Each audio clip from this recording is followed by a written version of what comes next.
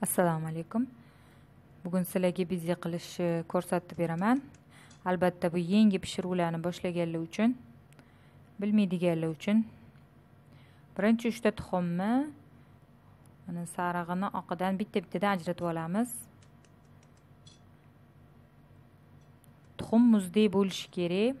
Albatta xolodilnikda turgan bo'lishi kerak. Doimo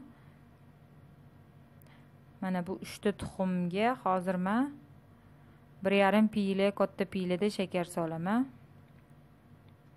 Gramlarini ham yozib qo'ydim, qancha gram ketishini. Mana buni oppoq penka qilib, qattiq qilib ko'pirtiramiz. Boshida o'zim ham birinchi marta biza qilganimda o'xshamagan. Keyin bilganman buni qanaqa qilinishini. Mana oppoq penka bo'lib, quyuq bo'lib tushmaydigan bo'lguncha tog'orchadan oqish kerak emas, umuman u yoqqa bu yoqqa ham. Mana endi ozgina-ozginadan shakar solib ko'pirtirishni davom qilamiz. Shakar ko'psa birdan sovormanglar. Ozgina-ozginadan solinglar. Mana vanilya ozgina sovoraman. Tuxum hidi ketish uchun. Mana qolgan shakarni sovaman. Shu idishimda 1,5 ta soldim. Bu idishim o'zi 250 gramli ekan.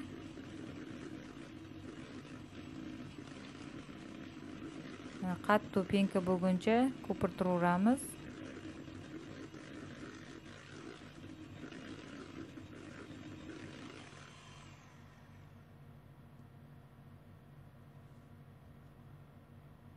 Mana lapatkadan ham tushib ketmaydi.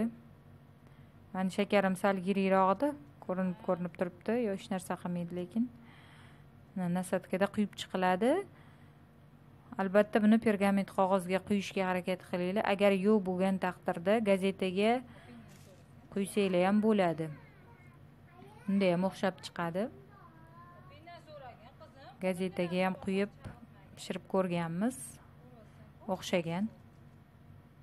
Buni 2 soat yoki 2,5 soatga eng past olovga duxovkani teparoq tarafiga qo'yasizlar.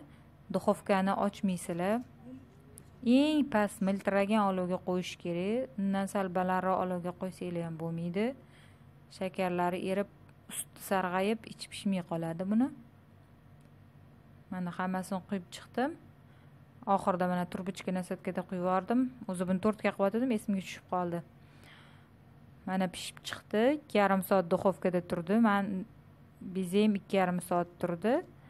Mana yengil bo'lib, umuman yopishmaydi qog'ozga ham. Shundoq o'zi chiqadi. Ko'rib turganingizdek, vazdushniy bo'lib, choylar bilan ham ichishlik bo'ladi. Tortlarga ishlatsanglar ham bo'ladi, bemalol buni. Sizlar ham pishirib ko'ringlar, albatta o'xshaydi bu. Hammalarga yoqimli ishtaha, kanalga a'zo bo'linglar.